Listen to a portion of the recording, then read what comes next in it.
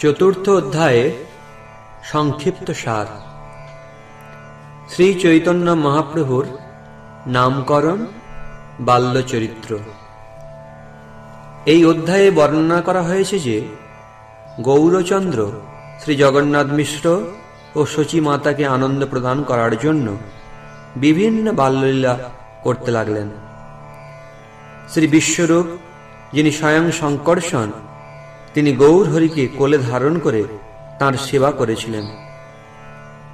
আত্মীয় স্বজন ও শচী মাতা বাৎসল্য প্রেমে আপ্লুত হয়ে শিশু গৌর গোপালের রক্ষার জন্য বিষ্ণু রক্ষা, দেবী রক্ষা, নৃসিংহ স্তোত্র, অপরাজিতা স্তোত্র পাঠ করতেন। কিন্তু বালকরূপী গৌরহরি যখন কান্না শুরু করতেন, তখন কেবলমাত্র হরে কৃষ্ণ মহামন্ত্র কীর্তন শুনলেই কান্না থামাতেন। বালকের এই অদ্ভুত ভাব দর্শন করে সকলেই হরে কৃষ্ণ মহামন্ত্র কীর্তন করতেন।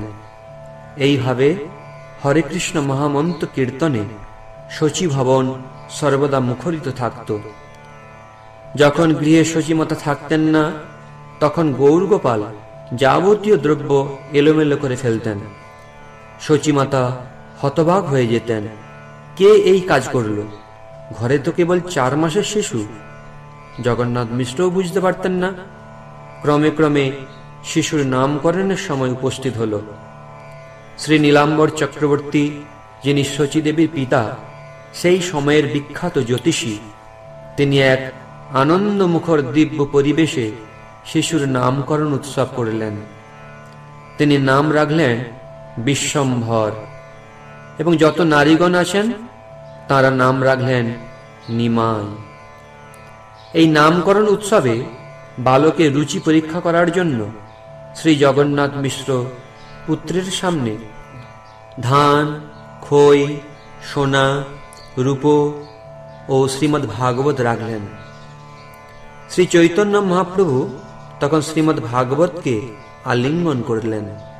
এইভাবে তিনি ব্রাহ্মণ গুণাবলীর পরিচয় দিলেন। ক্রমে ক্রমে নিমাই হামাগুড়ি দিতে লাগলেন। সকলেই এই লীলায় মোহিত হতে লাগল। একদিন উঠানে এক বিষধর সাপকে দর্শন করে নিমাই তার সঙ্গে কিছুক্ষণ খেলা করলেন, এবং শেষে সেই সাপ কুণ্ডলিকার হলে তার উপর তিনি শয়ন করে শেষশায়ী লীলা করলেন। সাপের থেকে নিমাইয়ের বিপদ হতে পারে এই আশঙ্কায় সকলে কান্না করতে থাকলে সাপটি চলে গেল। এই ঘটনা দর্শন করে শচী মাতা ও জগন্নাথ মিশ্র নিমাইকে মহাপুরুষ রূপে চিন্তা করতে লাগলেন। হরিনাম শুনতে পেলেই নিমাই নৃত্য ও ধুলায় গড়াগড়ি দিতেন। সকল নারীগণ সকাল হলেই হরিনাম করতেন। তার অপরূপ সৌন্দর্যে মুগ্ধ হয়ে পরিচিত অপরিচিত সকলে তাকে খই, সন্দেশ, কলা দিতেন। তিনি সেইগুলি নিয়ে এসে যে সমস্ত নারীরা হরিনাম করতেন তাদের প্রসাদ রূপে বিতরণ করতেন। কখনো প্রতিবেশীদের ঘরের দুধ বা অন্য দ্রব্যাদি নষ্ট করার লীলাও করতেন। একদিন 2 চোর তার শরীরের অলঙ্কার চুরি করার জন্য তাকে কোলে তুলে নিয়ে যায়। বিষ্ণুমায় মোহিত হয়ে পুনরায় শচীভবনে তাকে রেখে যায়। প্রভুর মুখে চোরের অপহরণ বৃত্তান্ত শ্রবণ করেও জগন্নাথ মিশ্র সহ উপস্থিত ব্যক্তিরা প্রভুর মায়ায় প্রভুর লীলা বুঝতে পারলেন না। চতুর্থ অধ্যায়।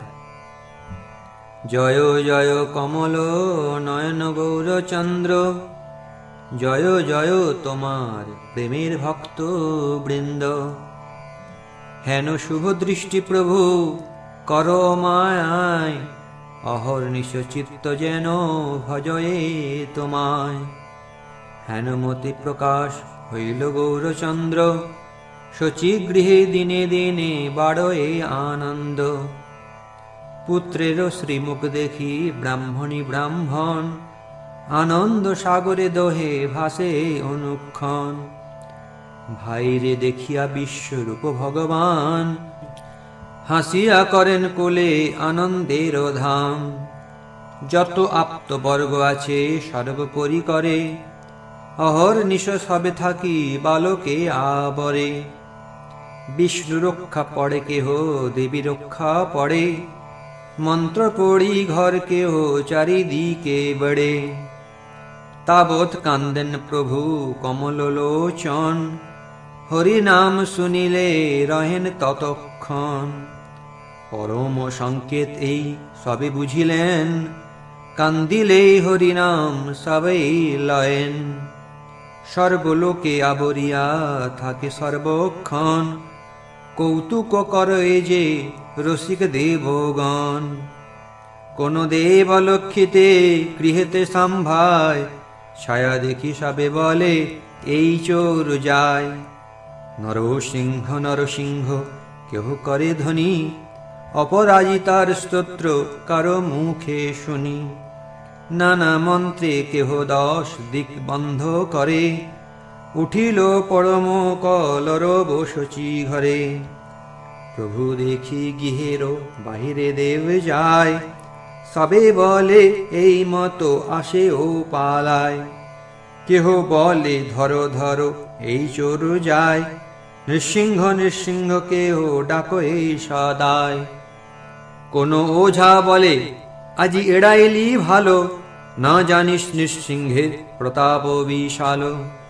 সেইখানে থাকি দেব হাসে অলক্ষিতে, পরিপূর্ণ হইল মাসে এই মতে। বালক উত্থান পর্বে যত নারীগণ, শচী সঙ্গে গঙ্গা স্নানে করিলা গমন।